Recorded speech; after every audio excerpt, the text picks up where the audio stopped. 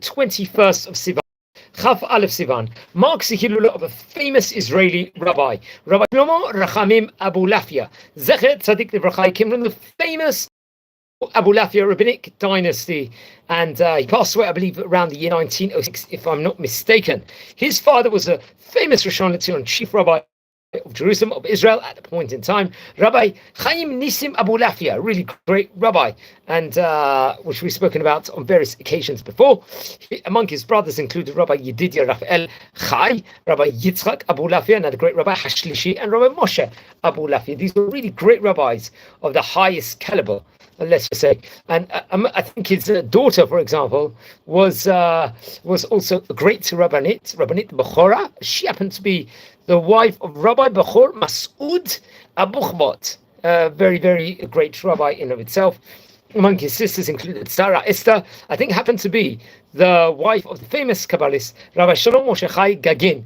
His grandfather was also a great rabbi, Rabbi Yitzchak Abulafia. It's the really greatest caliber. He was born in the Hebrew year, Hey Tav Kuf Tzadik Tet, in Tiberias, one of the 4 holy cities of Israel. Tiberias happens to be. He was learning diligently at a very, very young age, and his brilliance became apparent. His incredible memory, his incredible Torah learning was at a very, very premium level, and really took, let's just say, a huge level. He was studying day and night, even at a young age. He was known for brilliant wisdom. He had a knowledge of various different Torah passages, respectively. Now, he would actually go out on various different travelings. The brilliant rabbi would, I believe, come what the year, Heitav Reish Lamed, he would go out as Shluchet Rabbanan, rabbinic emissary, and would travel to Morocco along with Rabbi Yehuda Revuach, I believe. They would collect not just money for the community, respectively, and also to build a synagogue over there, and to really, at the same time, I think was connected to the Rabbi Meir Bal Hanes Kollel institutions inside the place. And I think the place where he was actually buried, if I'm not mistaken. Another important this was for in Tiberias to actually help renovate the site itself, and also at the same time the idea would be to strengthen those various areas also they were visiting and giving over grandiose sermons and inject a bit of Torah from Eretz Israel into different vicinities. Come what the month of Cheshvan, Heitav Reish Samach Aleph, he was appointed a Chambashi as rabbi, let's just say a premium rabbi in the city of Tiberias. A very, very different, very important position this was, and his appointment was approved by the Rishon at the point of time, Rabbi Yaakov Shaul Elishar, who was obviously a great famous rabbi. We've spoken about the dynasty of the Elishar rabbinic family, respectively. I think also through the ruler of that point in time, with also Havali Hamoshal Mebirot Lebanon, would actually give him an approval also, if I'm not mistaken. And also Rabbi Aaron Al-Khadif, I think he was one of the head rabbis of Tiberias, if I'm not mistaken. So he had a strong connection to him also. And I think the governor of Turkey, of Constantinople at that point in time, would also give an approval. Now, it's reported over, his house was open the whole time for people with all different needs. He would greet everyone with abundant kindness. He would support the poor and try and encourage people that were suffering in stuff. He slept very little.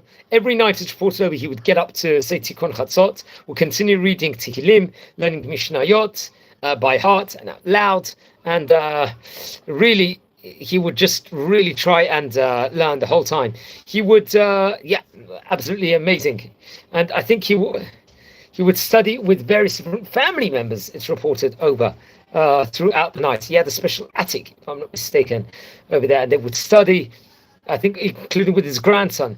And especially at a high level, he would govern shacharit nets to fill early morning. He'd write down various different chidushim and the drashot, the sermons, also with great humility, and would come out for many of the great rabbis of his generation to actually be inspired. It was reported over. It was really at a phenomenal level. He didn't want to publish his books due to his brilliance and his humility. Many would flock to his sermons to actually listen to what he had to say, and he would give over his rebukes to the throngs of the public with a very pleasant words, let's just say. I was able to mitkarev and mitchazek many people. Now, he had robust debate with another rabbi we mentioned about on various occasions before, Rabbi Aaron Al-Khadif, regarding a trip to Tunisia, I believe, at this stage in time, and then later on I think he would leave his role as a Chacham Bashi, and he would be appointed the head of a committee in Tiberias also. So considering his Lekila Kadosh in Tiberias, the committee itself was very important, a very prominent role it was. Now I think the summer of possibly around 1906, it was both his son-in-law, he was feeling not well, so his son-in-law arrived, asked for a doctor, and he would bless them, his descendants, and would sadly pass away shortly after. He was a great rabbi of his time. Rabbi Shlomo Rachamim Abulafia he was buried in Israel. Obviously, he was a great rabbi of Tiberias. I recommend everyone to learn more within regards to the famous rabbi. Also, the rabbinic dynasty of the Abulafia family. I think we actually spoke about various rabbis. We maybe covered about 7 or 8 rabbis in the series already that happened to be from the famous rabbinic dynasty of the Abulafia family. I'll recommend everyone to go to the playlist and watch over the videos we recounted within regards to those great Rachamim. So I recommend that to everyone. Friends, we're a community here. We are learning about the great rabbis of yesterday. We've covered already on this series a staggering, maybe even 1,000 biography videos of great Oriental rabbis of yesteryear, the great rabbis of yesteryear. So I believe that I recommend everyone to actually look at it, look back on the great rabbis we've spoken about, look at the other Abulafia rabbis that we've spoken about. If you descend from any of the famous rabbis we're speaking about here on this series, I would love to hear more.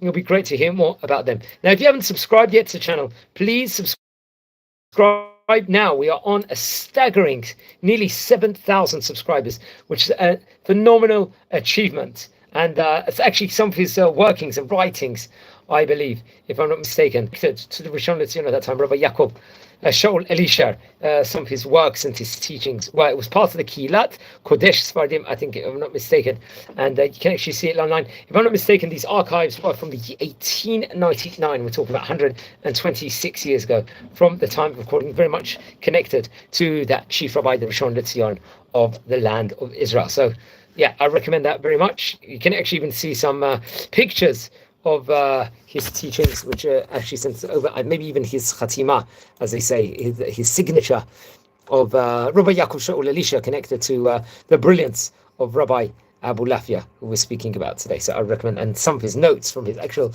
pen, from his actual handwriting itself, you can actually see from there. It's actually, I think, printed in Jerusalem, if I'm not mistaken, in Kislev. It happened to be the month of Kislev, the month of Hanukkah of that specific year, respectively. So wishing you all a fantastic day, recording this from the city of Bet Shemesh in Israel. Take care and be well, everyone.